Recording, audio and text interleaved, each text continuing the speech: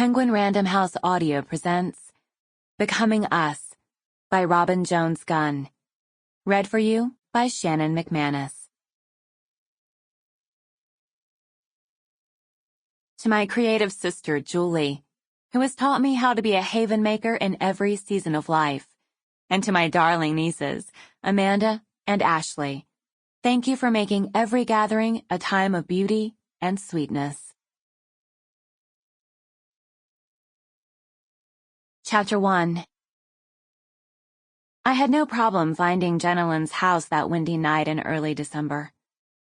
The two-story charmer stood out from the other Costa Mesa ranch-style houses on Ventura Street.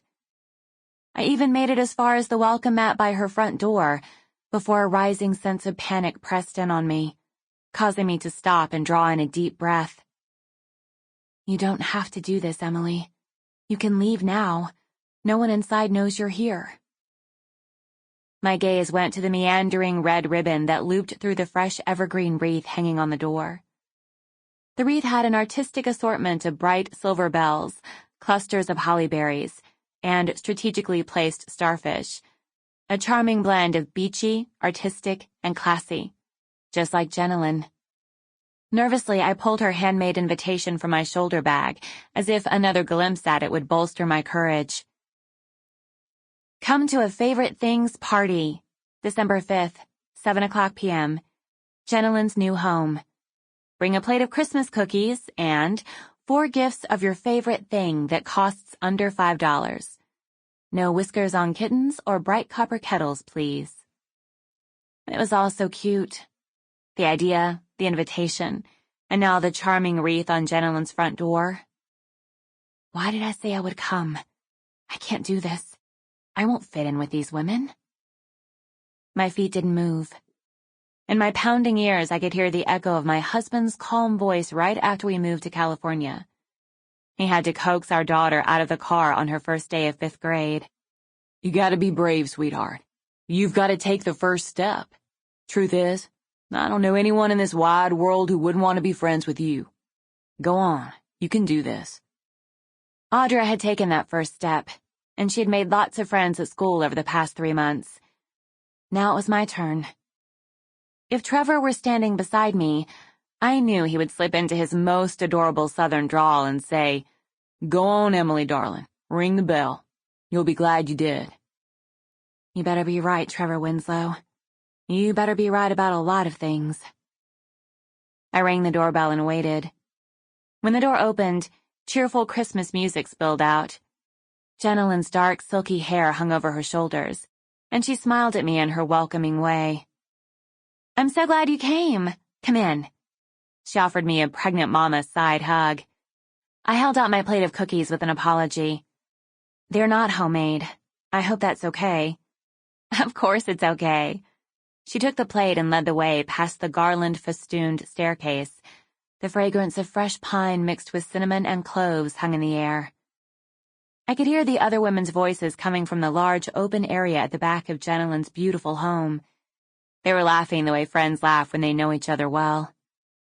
I hung back slightly, my heart pounding. The conversation paused when we entered. I counted the women seated on the plush sofas. There were only 3, but they were all looking at me. This is Emily. Jenilyn placed her hand on my shoulder. We met at the grocery store a few weeks ago and ended up having such a great conversation, I knew I wanted to include her for our favorite things party. A chorus of greetings followed as each woman said her name. I gave a nod and a hi and placed my gifts on the end of the long marble kitchen counter where the other gifts were. Jenilyn added my plate of cookies to the snacks. Would you like something to drink?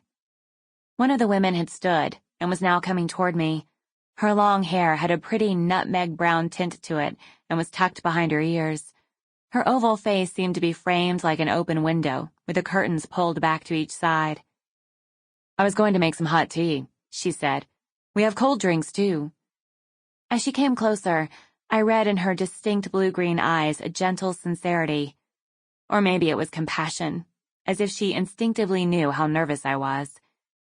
Tea sounds good, I said. Do you like peppermint tea? Yes, sure, anything. I'm Christy. I know it's hard to remember names when you hear them all at once. Thanks. She motioned to the other women on the couch. So again, that's Tess, and Sierra is in the chair. My eyes went to Sierra first, because of her beautiful, wild, curly blonde hair. She wore a stack of gold bangles and beaded leather bracelets that shimmered and clinked together when she lifted her slender arm to wave at me. She reminded me of a mermaid. I love your sweater, Sierra said. It looks hand-knit, is it? I don't know. I don't think so. There was no way I was going to admit to her that I'd found it at a local junktique when I was hunting for lamps for our small apartment. Sierra patted the underside of the simple scarf-like cocoon strapped to her front. This is LMA. She was 4 weeks old yesterday. Sierra folded back the tie-dyed fabric so I could see the downy head of her little one. I hadn't realized she was cradling a newborn in her wide scarf. I smiled back, but couldn't manage a comment because a lump had swelled in my throat. I blinked so I wouldn't tear up. Do you like honey in your tea? Christy poured the boiling water into a white china teapot shaped like a pineapple. No, thanks. I'm the same way. I like my peppermint tea unsweetened. Now, if we were having English breakfast tea, Christy confided, I'd have both milk and sugar in it, and at least 2 cookies for dunking. At least 2, Jenilyn chimed in. Although I think we'll all need more than just 2 cookies tonight, by the looks of this assortment. Christy and Jenilyn were treating me as if we were already friends. I wished my emotions hadn't gotten so elevated. Jenilyn reached across the counter to uncover the plate of cookies I'd brought. Oh! I couldn't tell if Jenilyn's exclamation was one of surprise and delight when she saw my contribution, or if she was appalled. I stayed fixed on her expression as she examined the thumbprint cookies. They each had a chocolate kiss in the middle, popping up like an elf's cap. At least that's what Audra said they looked like when she helped me pick them out at the grocery store bakery that afternoon.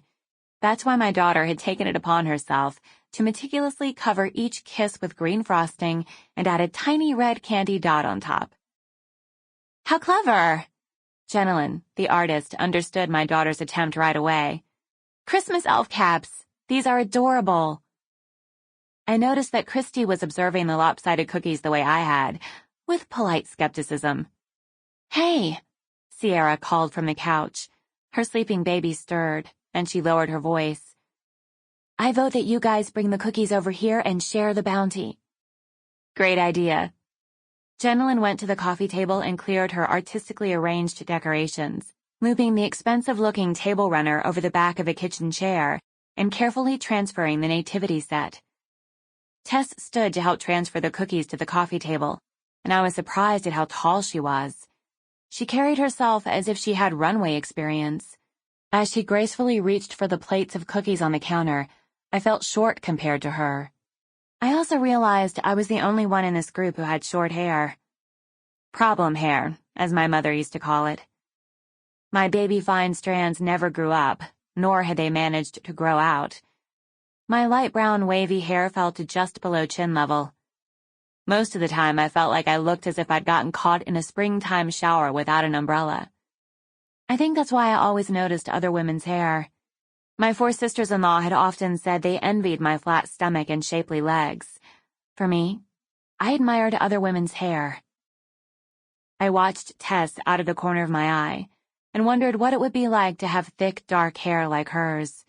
She wore it folded into a loose braid that hung down her back and then fell to the side when she bent to put the first few plates within easy reach for Sierra. Tess caught my gaze and smiled. I smiled back. Her pale blue eyes stood out in a mesmerizing way against her toasty brown skin. She was stunning, in an exotic, complicated way. I took a seat next to Christy on one of the leather sofas. As the other women chatted, I drew in a slow breath. Christy was kind and a little shy. Jenilyn was outgoing and hospitable. Sierra was the free spirit in the group, who had no trouble speaking her mind. Tess would be the mystery. That was fine with me. After being the only introvert around Trevor's big clan for all the years we had lived in North Carolina, I found it nice not to be the only quiet woman at a party. Emily, how did you come up with the idea for the elf cap cookies? Sample complete. Ready to continue?